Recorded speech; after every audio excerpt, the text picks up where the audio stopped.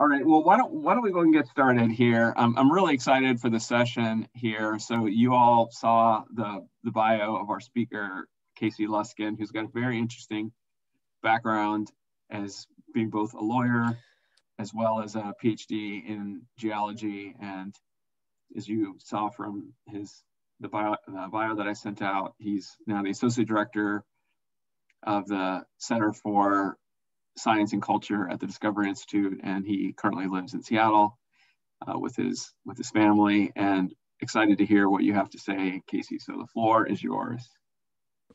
Okay, well, thank you so much for inviting me, Finney and everyone. It's really great to be with you today.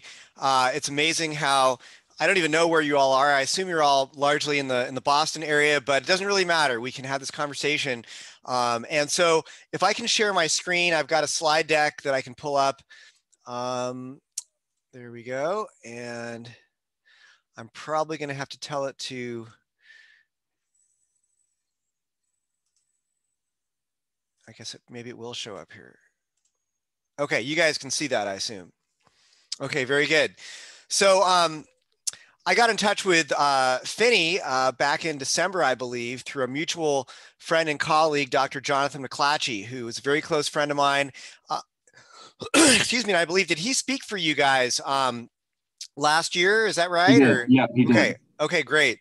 So I appreciated your interest in hearing about hominid fossils, human origins, and intelligent design. I spoke on this topic for Jonathan's class at Sadler College last year in November. I was actually in the process of driving from Seattle to LA at the time and found a little hour one morning to squeeze in this talk while on the road. So I'm glad to be with you guys today. And I'll try to keep this to about 40 minutes. I cut quite a few slides out yesterday, but as you know, there's always too much to talk about.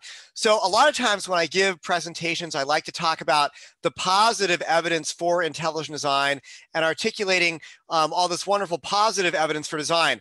This talk, however, is more of a negative talk against a neo-Darwinian model. So I hate to be negative, but unfortunately that is sort of the way that this particular talk cashes out.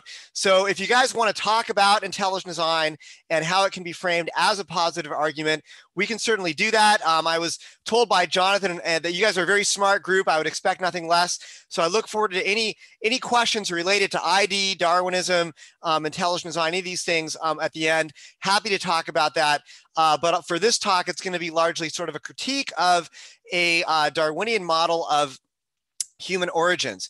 So yeah, so as I think was mentioned briefly, I came back last year from living in South Africa for about 4.5 years, where I was doing a PhD in geology at the University of Johannesburg. We were told in late March of last year that if we didn't leave the country immediately, we could be stranded indefinitely. So my wife and I packed up everything we owned, or actually we gave away or sold most of what we owned and packed up the rest and moved back to the US. But while living in South Africa over the last 4.5 years, I had many opportunities to learn about hominid fossils. The cradle of humankind is located just north of Johannesburg, where I lived, and it's got one of the best fossil museums in the world for hominid fossils.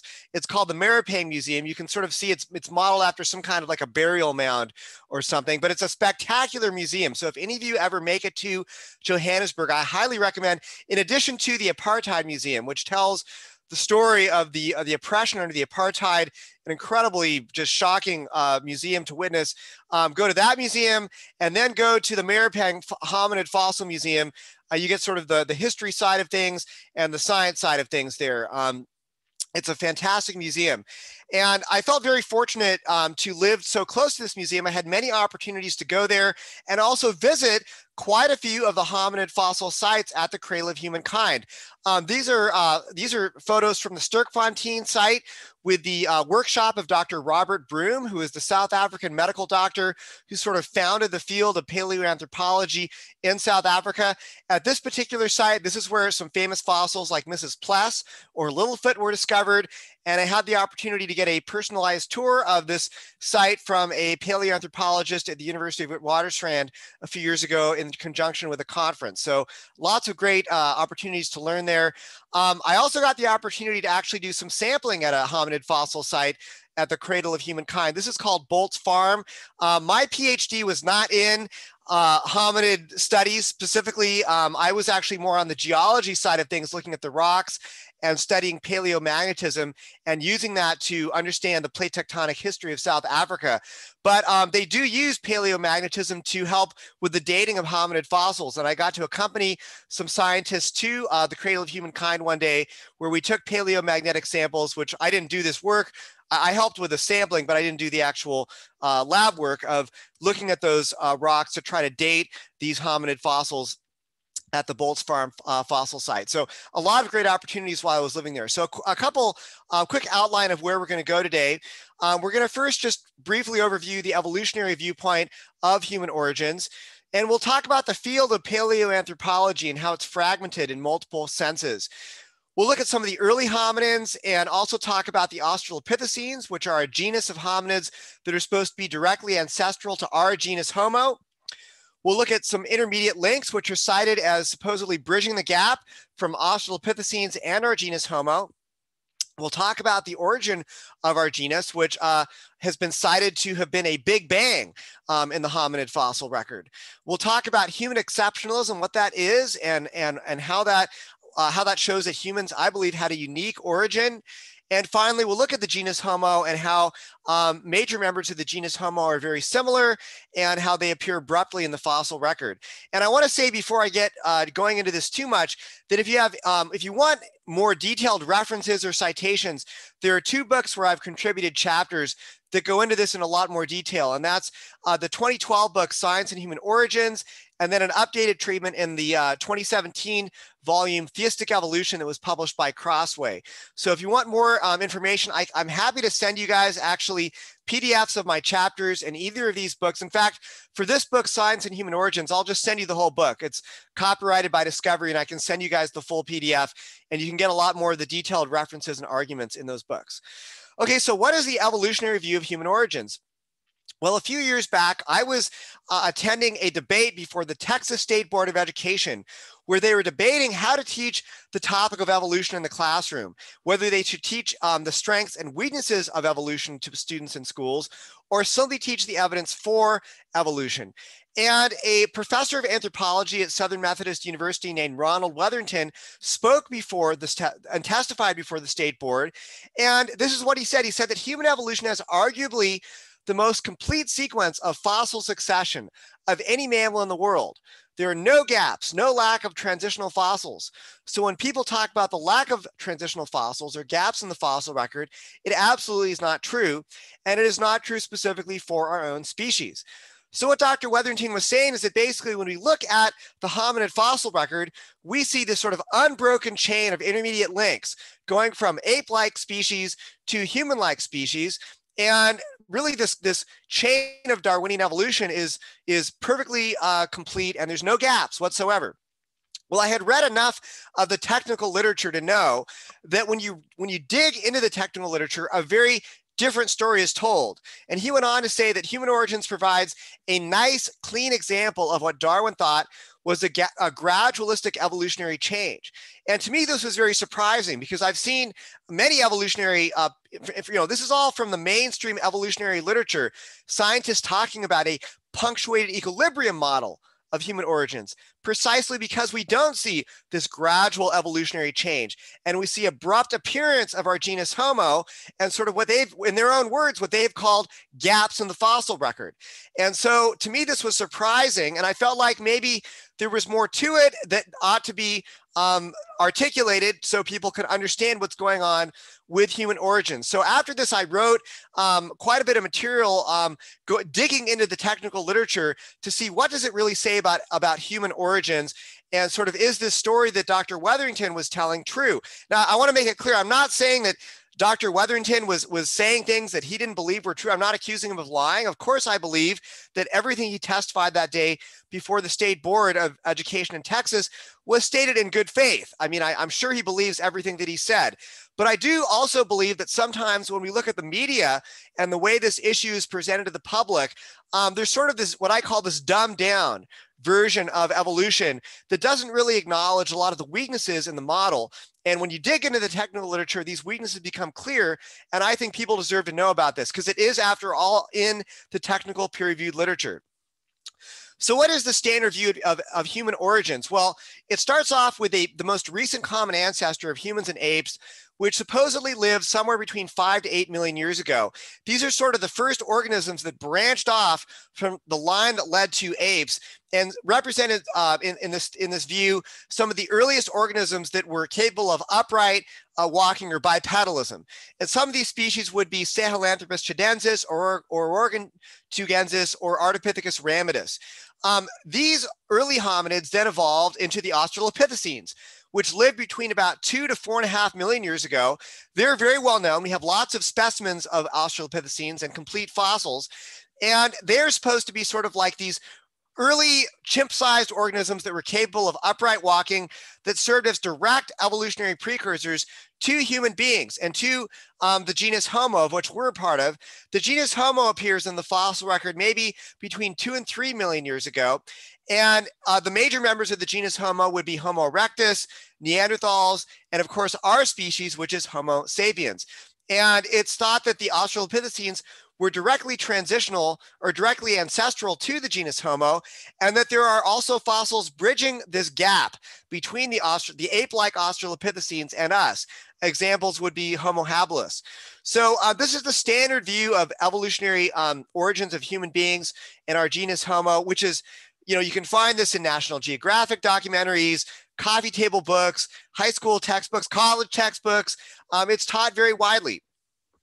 So what we're going to see is that when you dig into the technical literature, we see that hominid fossils generally fit into 2 categories, and that is ape-like species and human-like species with a large unbridged gap between them.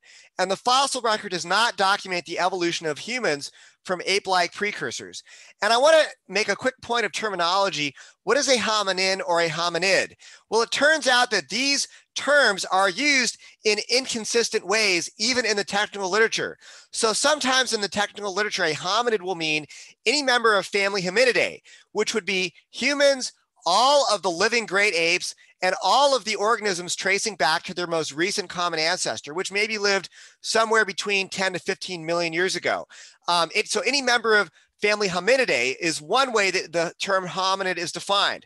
But another way that the term hominid is used in the technical literature is basically any member of the genus Homo and our lineage that leads back to our most recent common ancestor with apes, and any organism that basically is on this branch of the tree that includes human beings after our most recent common ancestor with apes.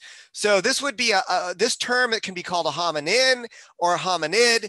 And I'm sorry, don't blame me for the way that the terminology is used inconsistently, but we do see that these are the different ways that the terminology is used in the literature. So for this talk, I'm going to define a hominid or a hominin in this manner. It's basically any member of the genus Homo leading back to our most recent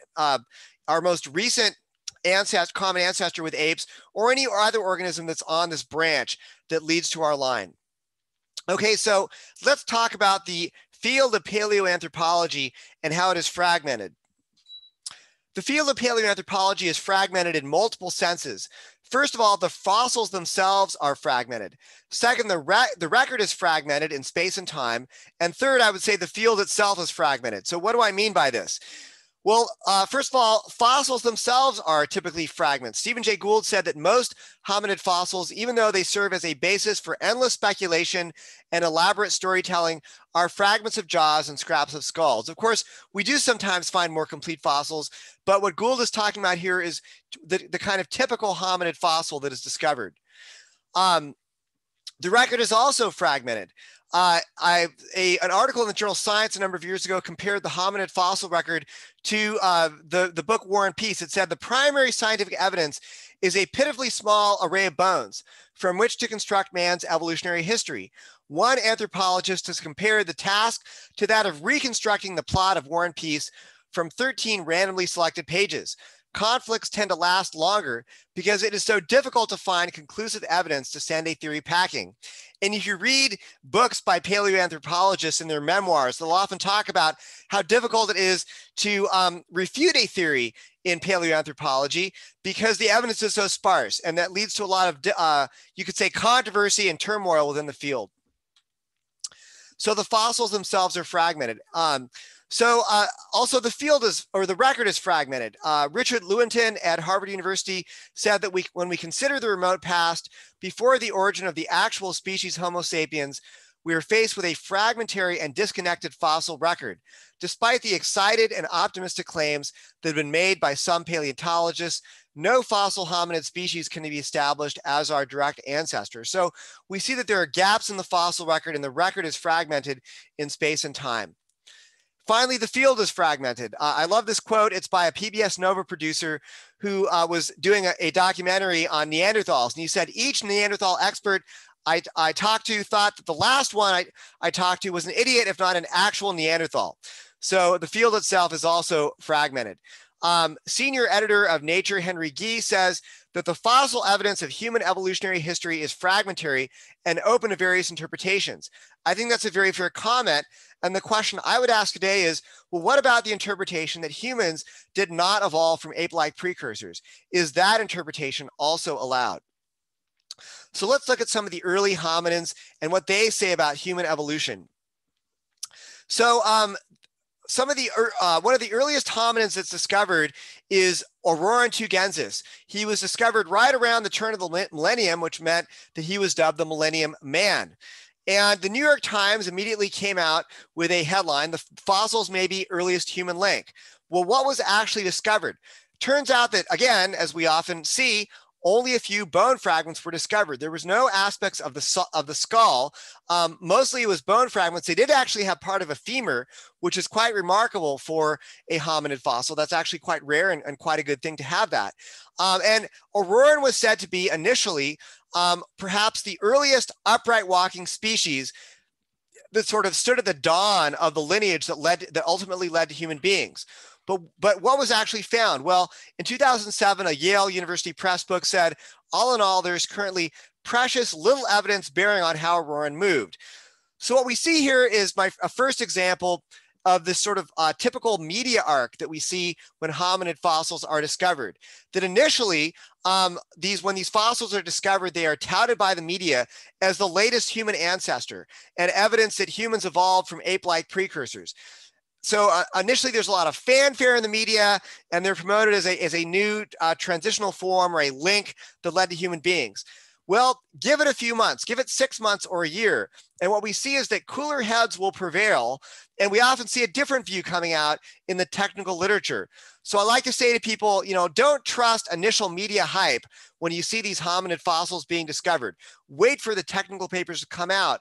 And invariably, this is just based upon my experience with this, we pretty much always see that when cooler heads prevail and technical articles are published in the literature, that they criticize the initial claims that this species or this fossil was a human ancestor and represents a good example of humans evolving from ape-like precursors. And this is a good example right here. Another example of this would be Ardipithecus ramidus. When Artie was first unveiled in 2009, the Discovery Channel's headline was, "Artie, oldest human ancestor unveiled. Associated Press, world's oldest human-like linked skeleton found." Science magazine called it a breakthrough of the year.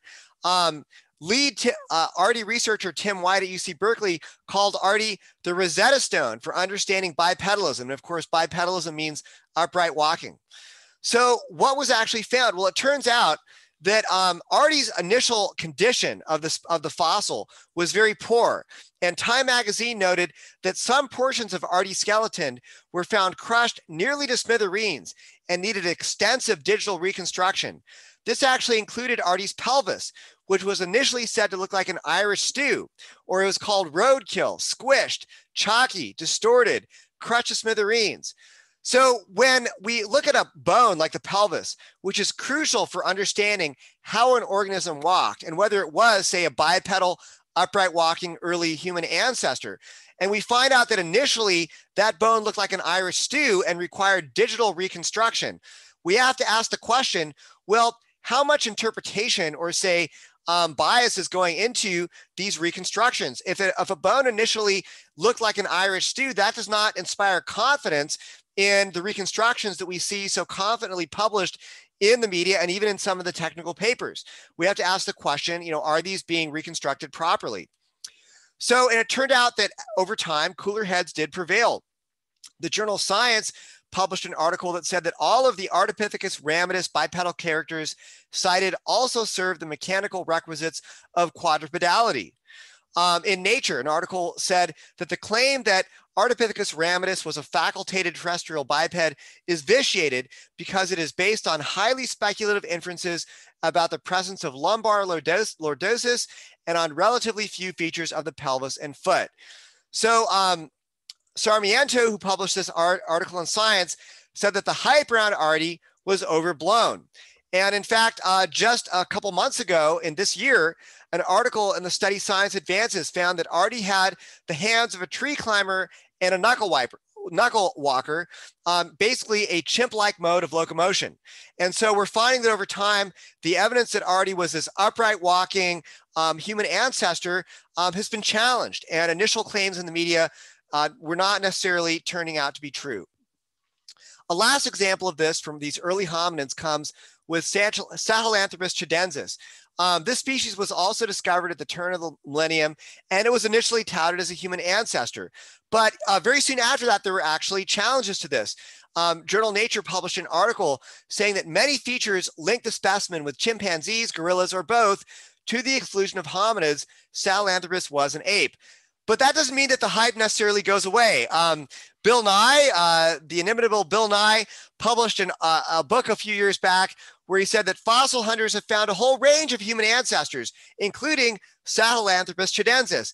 Every one of these is a no longer missing link, citing this fossil as a human ancestor.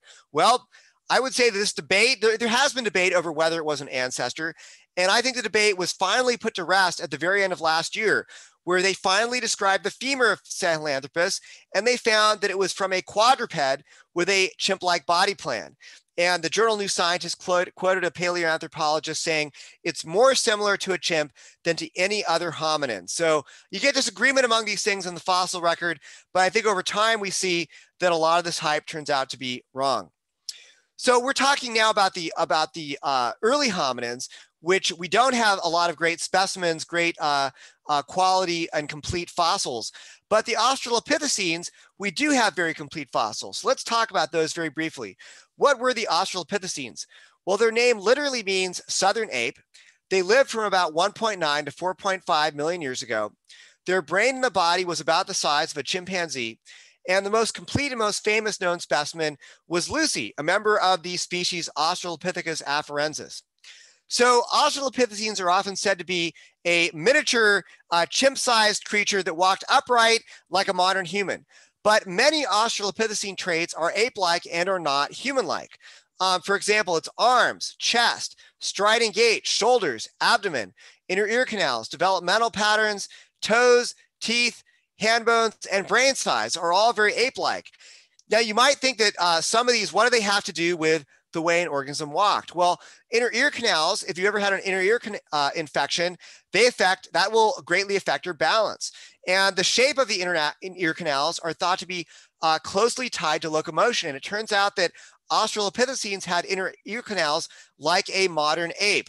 The hand bones of Lucy showed that Lucy knuckle walked as chimps and gorillas do, according to an article of the journal Nature. So its bipedality is quite controversial.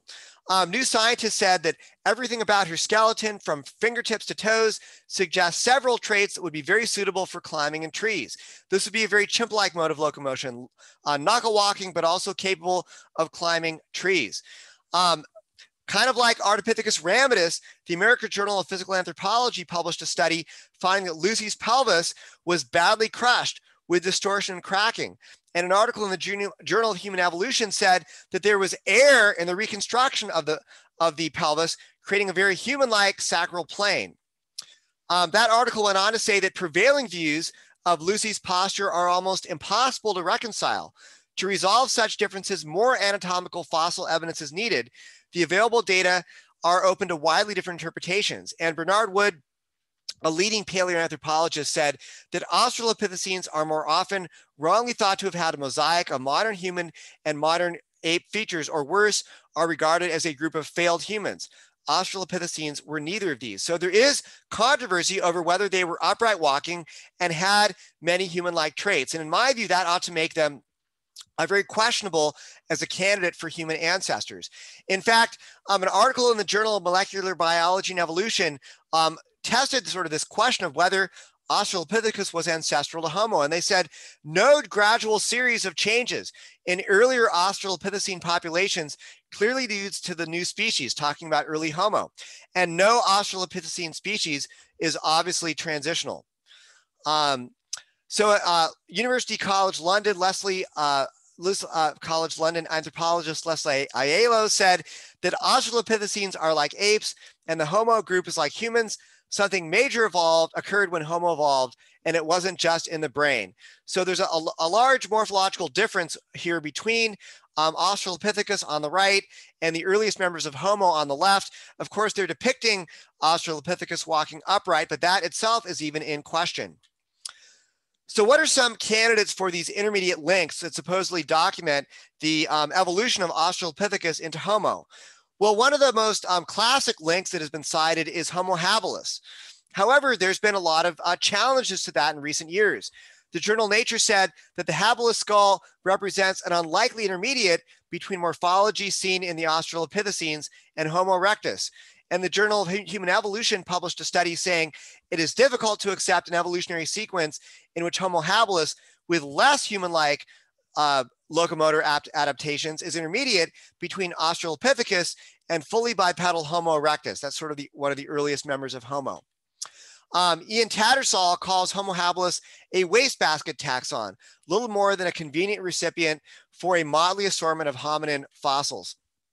A study in the journal Science, which was followed up by a major review in a Springer Verlag book a few years ago, looked at the major skeletal traits and developmental traits of Homo habilis and found that across the board, they actually are more Australopithecine than they are like humans, and basically found that Homo habilis has been wrongly classified. It ought to be classified as Australopithecus habilis. The main reason it was classified as Homo habilis is because there was speculation that maybe there were tools associated with it. That means it literally means handyman. But those speculations have been criticized because it can be very difficult to directly link tools or evidence of fire to actual bones. And when you look at the morphology of this species, it's better classified as an Australopithecine. So if Homo habilis is really Australopithecus habilis, then without it as a quote unquote link, we're left with a major discontinuity. But there was hope. In 2015, a major treasure trove of fossils was reported from South Africa with a species called Homo naledi. Many of you may have heard of this in the media. CNN called Homo naledi a new species of human ancestor discovered in South Africa. The Daily Mail, scientists discover a new skull of a new human ancestor, Homo naledi. PBS, trove of fossils from long lost human ancestor. So what was Homo naledi? Was it actually a human ancestor? Well, it had an Australopith-sized brain, long curved fingers and toes, which indicate it was a tree climber. And overall, I would say its morphology is unique. Lee Berger, its lead discoverer, said the species is quite different from anything else we've seen. It was very unique. So, but could it have been a human ancestor? Well, initially, Homo naledi's promoters suggested that it lived about 2 to 3 million years ago. However, that date was not from a geological analysis. It came strictly from evolutionary considerations. By the way, I'm an old earther. I don't challenge the ages of these fossils. I'm just saying in this case, this did not come from a geological age. It came from an evolutionary based age based upon the hope that it would plug this gap in the fossil record right at the time when it is claimed that our genus Homo evolved from Australopithecus around 2 to 3 million years ago.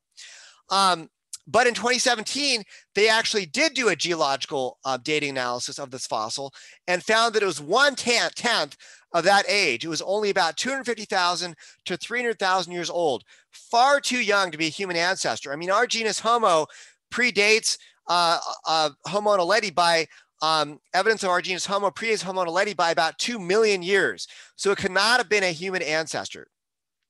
What's interesting, though, is that in 2010, many of the same scientists who discovered and promoted Homo naledi were promoting a different intermediate or ancestor du jour. And the name of that species was Australopithecus sediba. And again, we see Lee Berger, this paleoanthropologist at the University of Witwatersrand in South Africa. He said they make a very good candidate ancestor. But again, we see the same problem. At 1.9 million years ago, it postdates the earliest evidence of Homo by about 800,000 years. But so what? I mean, in evolutionary geochronology and paleontology, when you have a fossil that is, say, younger than its supposed descendants, what evolutionary biologists typically do is they invent something called a ghost lineage, where they just say, well, look, maybe we have this fossil, but it goes back further than we actually see in the fossil record. So this doesn't actually pose a challenge to claims that it's an evolutionary ancestor. We can just invent sort of this lineage going back further than the fossil record shows. After all, the fossil record is incomplete. And so this sort of thinking was articulated in an article in South African Journal of Science saying, on temporal grounds alone, we cannot dismiss the possibility that Australopithecus sediba could be ancestral to the genus Homo. Okay, fine. Well, to what extent is it fair to just invent fossils that we haven't found? A paper in the journal Science Advances actually decided to test that question in 2019. And they basically plotted up a histogram of supposed ancestors and descendants in the hominid fossil record and plotted up the time differential between the ancestor and the descendant. And they asked, based upon what we know from the hominid fossil record, what is the likelihood that a species that is 800,000 years younger than its supposed descendant could actually be ancestral to that species? And they found, based upon this histogram, it is, they basically just fit a curve to the data, right? We've probably all done that. They found it is highly unlikely that Australopithecus sediba is ancestral to Homo. And they found that based upon this histogram, the likelihood of it being ancestral is less than 0.001, that it could be a human ancestor. So I decided to kind of, just for fun, extend this curve out to claims that Homo naledi was a human ancestor. If we have a time differential of about 2 to 2.5 million years, maybe this actually should be 2 million years. I should probably change this, maybe 2.5. I want to be a little more conservative here. But still, you can see we're way on the right tail of this bell curve. So the likelihood that Homo naledi is our ancestor is exceedingly low if it's about 250 to 300,000 years old and it's a human ancestor. Okay, so there's another problem with claims that Homo naledi and Australopithecus sediba are our ancestors. Remember, the same scientists were claiming that both species were in the same lineage leading to humans. So we see that Australopithecus sediba has a pelvis that is Homo-like, teeth that are surprisingly human, and hands that are very human-like. But in Homo naledi, those exact same traits are Australopith-like. So we see that basically key traits are evolving in the wrong direction. Australopithecus sediba, which is supposedly a member of Australopithecus, should not be considered an ancestor of Homo naledi in the same evolutionary lineage when these key traits in Homo, in this species that is supposedly part of Homo, are actually more Australopith-like than Australopithecus sediba. So this poses a challenge to this evolutionary lineage, and I think there's a major problem with it. So the main paper reporting on sediba acknowledged that the ancestry of Homo and its relation to earlier Australopithecines remains unresolved. And so if Australopithecus sediba cannot solve this question of the ancestry of early Homo, then we're left with what I call these post-sediba confessions of ignorance. And some leading paleoanthropologists in the wake of this debate said that the origins of the genus Homo remain as murky as ever, or the transition to Homo continues to be almost totally confusing. So what happened with the origin of the genus Homo? Well, the technical literature, when you dig into it, reports an explosion. That's their word in the literature, or a rapid increase or punctuated change and an approximate doubling of human brain size at the appearance of Homo around 2 million years ago. Another study of the pelvises of Australopithecines and Homo found very rapid evolution corresponding to the emergence of the genus Homo. That means that we see something very new appearing that does not look like what we see in previous species. This article in Molecular Biology and Evolution said that Homo erectus or Homo ergaster, basically the earliest representatives of our genus Homo, were significantly and dramatically different from Australopithecines in virtually every element of its skeleton and every remnant of its character. The changes are sudden. No Australopithecine species is obviously transitional, a radical transformation. In other words, a genetic revolution. And this model of human origins was actually called a Big Bang theory of human evolution. Very interesting. We don't see this gradual evolutionary change being cited. In 2009, there were 3 Harvard paleoanthropologists who discussed the good news and the bad news about human evolution from Australopithecines. And they started with the bad news. They said the transition from Australopithecus to Homo was undoubtedly one of the most critical in its magnitude and consequences.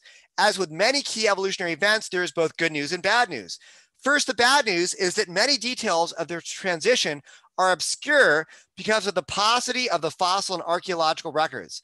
Okay, so what's the good news? They say, well, although we lack many details about how, when, and where the transition occurred from Australopithecus to Homo, we have sufficient data before and after the transition to make some inferences about the overall nature of key changes that did occur.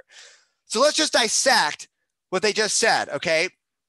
What they're saying is that the fossil record provides ape-like Australopithecines before human-like Homo, but after this transition, then we see human-like Homo, but not actual fossils documenting a transition between them. So in the absence of actual hard fossil intermediates, we're left with inferences of a transition based strictly upon the assumption of evolution. That is essentially what this quote is saying. And in fact, others have been more explicit. Ernst Mayr, boy, we're really hitting some great Harvard scientists today. So the earliest fossils of Homo are separated from Australopithecus by a large unbridged gap. Not having any fossils that can serve as missing links, we have to fall on the time-honored narrative method of a historical science, the construction of a historical narrative. So according to Mayr, when we look at the genus Homo, it is separated from Australopithecus by a large unbridged gap. And I can tell you that even though this was written in 2004, I don't think that there are any species that have filled that gap since that time. In fact, this problem of the abrupt appearance of hominid fossils without clear direct evolutionary precursors is found not just with regards to the origin of human beings and our genus Homo. A major review of hominin evolution in 2015 said that the evolutionary sequence for the majority of hominin lineages is unknown. Most hominin taxa, particularly early hominins, have no obvious ancestors. And in most cases, ancestor-descendant sequences, fossil time series, cannot be reliably constructed. So what I would say at this point is that, look, I'm not saying that people believe that humans evolved from ape-like creatures are crazy, but if you want to be a skeptic of this, you are not unjustified in saying that the evidence is not there. Okay, the evidence, in my view, is simply not there. Let's talk really briefly about human exceptionalism. How are we doing on time? Do I have another 5 or 10 minutes, or how are we doing? Yeah, sure. Yeah, go for great. it, and then we'll do questions after that. Okay, thanks. Okay, cool. So I'm someone from, I think Amazon is delivering my door, but I'll ignore it right now. Okay, so human exceptionalism, what does that mean? So it's the view that holds that the human race has unique and unparalleled moral, intellectual, and creative abilities. So some obviously exceptional human qualities. We have complex language, complex tools, fire, clothing, abstract reasoning, mathematics, music, poetry, religion, moral reasoning. Bioethicist Wesley J. Smith puts it this way. He says, we are unquestionably a unique species, the only species capable of even contemplating ethical issues and assuming responsibilities. We uniquely are capable of apprehending the difference between right and wrong, good and evil, proper and improper conduct. MIT professor and linguist Noam Chomsky looked at human language and said that human language appears to be a unique phenomenon without significant analog in the animal world. There is no reason to suppose that the gaps are bridgeable. If any of you have read this book by Yuval Noah Harari, Sapiens, A Brief History of Humankind, he's really an exceptionally good writer. And a lot of this book is what you learn in like your 8th grade, origins of civilization class or something like that. But he talks about the origins of pretty much everything in humanity, including the origins of the human species and the origins of human language. And he says, the appearance of new ways of thinking and communicating between 70,000 and 30,000 years ago constitutes the cognitive revolution. What caused it? We're not sure. The most commonly believed theory argues that accidental genetic mutations changed the inner wiring of the brain of sapiens, enabling them to think in unprecedented ways and communicate using an altogether new type of language. It was a matter of pure chance as far as we can tell. Well, okay, so do we actually have any idea what is the genetic basis that produced these new features of language? He basically says, we don't know why this cognitive revolution happened, what the mutations were, or how those mutations changed our brains. But he's sure that it happened due to pure chance. Okay, so is this a compelling explanation? I would say no. In fact, this cognitive revolution that he speaks of is well attested to in the archaeological field, in the field of archaeology, that basically it's around 40 to 50,000 years ago, we've seen an explosion of culture in the archaeological record of art and tools and things that basically show human beings having complex abilities to think. He goes on to say, Yuval Noah Harari, that this ability to speak about fiction is the most unique feature of human language. Fiction has enabled us to not merely to imagine things, but to do so collectively. We can weave common myths, such as the biblical creation story. Such myths give sapiens unprecedented ability to cooperate flexibly in large numbers. So I would say that Harari is undoubtedly correct that shared beliefs, or myths as he calls them, foster cooperation. But this is an observation, not an explanation. And perhaps shared myths which foster friendship, fellowship, and cooperation among humans do not result from pure chance evolution, but reflect the intended state of human society as it was intended by a benevolent designer. Large-scale human cooperation might be a designed consequence for a society with widely shared religious beliefs, not accidental evolutionary byproducts. So we have to ask the question, according to evolutionary psychology, all of our mental and cognitive abilities evolved so we could survive on the reproduce on the African savanna about a million years ago. But yet we see all of these traits within human beings that far outstrip the requirements of natural selection. Why is Michelangelo able to paint the Sistine Chapel? Why is Albert Einstein able to ponder the deep truths of relativity in physics? Or Oskar Schindler, a great example of somebody who risked his life to save people who were not part of his own tribe, the Jews during the Holocaust. Those kinds of traits are not very good for survival. So I would say that some of humanity's higher abilities show that life is not merely about survival and reproduction, and we were designed for a higher purpose. So I would say the next time someone tries to break down the differences between humans and apes, remind them that it's humans who write scientific papers studying apes and not the other way around. Okay, so let's close it up here. The genus Homo, all in the family. In contrast to the Australopithecines, the major members of Homo, such as ERECTUS and Neanderthals, are very similar to modern humans. They're so similar that some have classified ERECTUS and Neanderthals as members of our own species, Homo sapiens. Here you can see a comparison of skulls from ERECTUS, Neanderthals, and our species Homo sapiens. And yes, there are some minor differences, but overall the skulls are very similar in shape. The major, one of the most commonly cited differences is skull size. And it's claimed that you could line up a sequence of skulls from very small to the size of modern humans, showing sort of a gradual evolutionary change. Well, I have a few different responses to that argument. Number one, Neanderthals actually had an average skull size that's larger than that of modern humans. So I don't know if that shows that they're sort of these primitive evolutionary precursors to modern humans. Homo erectus, although they did have an average skull size that was smaller, it is still within the range of modern human genetic variation. So they're not necessarily outside what we see as the range of modern human genetic variation. So I would say if you can line these skulls up and make this nice gradual sequence, what does it mean? It turns out that actual brain size is not a very good indicator of intelligence. Christoph Koch, president of the Allen Brain Institute here in Seattle, says that total brain volume weakly correlates with intelligence. Brain size accounts for between 9 to 16% of overall variability in general intelligence. And in fact, this is a great comparison from his paper in Scientific American. He noted that the Russian novelist Ivan Turgenev had a brain weight of about 2 kilograms, and the French novelist Anatole France had a brain weight of about 1 kilogram. So basically, they were both very acclaimed writers from the 19th century, Anatole France also in the early 20th century, and yet one had a brain that was twice the size of the other. So how important is brain size when we see these skulls of intermediate size? And I would say that internal brain organization, you can find this in the literature, it's much more complex and important for determining intelligence than is the sole dimension of brain size. Homo erectus, often cited as sort of this primitive, bungling, pre-human primitive form, but yet it's been claimed that they might have actually been capable of building boats. Basically, what we found is evidence of erectus skeletons on isolated islands.